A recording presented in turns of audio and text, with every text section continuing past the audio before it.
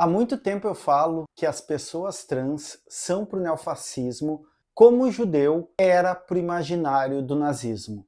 E eu tô aqui hoje para explicar isso, porque isso sempre causa alguma polêmica. A gente precisa fazer uma primeira distinção entre o que é o antissemitismo e o racismo. Eu já falei isso em outros vídeos, mas não custa lembrar que o racismo ele opera muito mais pela identificação fenotípica, como por exemplo o racista com pessoas negras vai reconhecer traços físicos, principalmente a cor da pele, e vai segregar ou atacar esse sujeito numa visão de diminuição, numa visão negativa do sujeito ao qual ele direciona seu racismo. Embora o antissemitismo ele possa aparecer como um racismo e ele seja um modo de racismo, a estrutura do imaginário que produz o antissemitismo é distinto do racismo. Primeiro, porque ele constitui uma produção que seria oposta ao negativo do racismo. Enquanto o racismo afirma a inferioridade do grupo humano que o racista ataca, no antissemitismo, o judeu ele tem muita potência porque ele é uma entidade. Ele não é exatamente um sujeito físico, embora o antissemitismo muitas vezes vá se manifestar como racismo, ou seja, a identificação de características físicas ou de ornamentos que vão fazer o antissemita discriminar o judeu. Mas o antissemitismo ele tem outra natureza.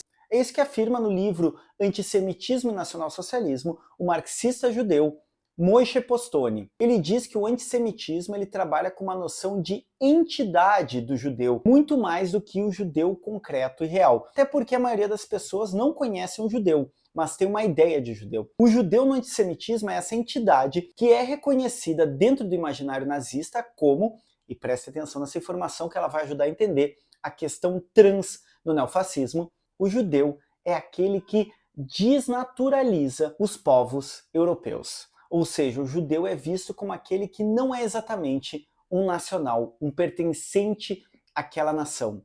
O judeu é aquele que vem de fora e que abre as portas para a diferença. O judeu também no imaginário nazista é reconhecido com a técnica, leituras feitas numa tradição de Heidegger, que foi ligado ao Partido Nacional Socialista, que vão identificar a técnica numa oposição dialética à natureza, a relação com a natureza, com aquele espaço físico, com características que emanariam dessa terra inerentes ao sujeito que nasceu numa latitude e longitude X, ou como dizia o pensador alemão Arthur Schopenhauer, quando não se tem muito do que se orgulhar em si, se orgulha de ter nascido aqui ou acolá. Então a técnica é reconhecida como coisa de judeus, o capital é reconhecido como produto dos judeus, os banqueiros, essa entidade que domina, ao mesmo tempo que o judeu é reconhecido como bolchevique e o comunista no imaginário nazista. Porque o judeu é uma entidade. O judeu é o outro que borra a fronteira de quem é o verdadeiro alemão, o verdadeiro italiano, o verdadeiro qualquer nacionalidade.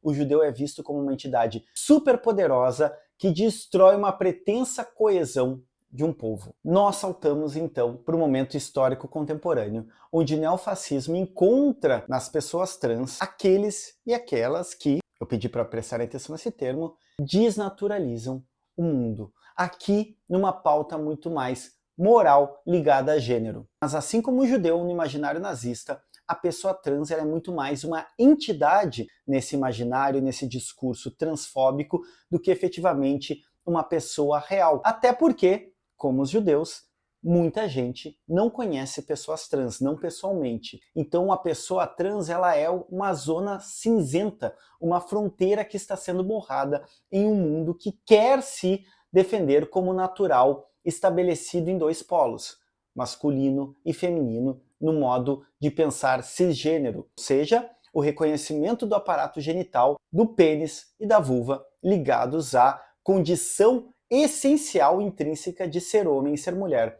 o que a gente sabe que não é verdade, já que há uma série de culturas nos quais os papéis de masculino e feminino são distintos e intercambiáveis. Então, quando eu comparo as pessoas trans para o neofascismo com o judeu para o imaginário nazista, eu não estou dizendo que o antissemitismo deixa de ser importante para a extrema-direita contemporânea. Não é isso. O que eu estou dizendo é que a operação de transformar um grupo humano em entidade, quase uma entidade metafísica, ou seja, uma entidade que extrapola a concretude da pessoa física específica, que seja o judeu ou a trans, é uma operação análoga. E essa operação serve para a extrema-direita produzir medo e pânico, tal qual os nazistas em relação aos judeus. Os neofascistas se utilizam das pessoas trans, dessa entidade trans que eles criam no imaginário, para produzir medo e pânico e assim ganhar capital político e de apoio. Por isso, eu repito uma vez mais, as pessoas trans estão para o neofascismo contemporâneo como os judeus estão para o imaginário nazista. Vamos arriba e defendam as pessoas trans.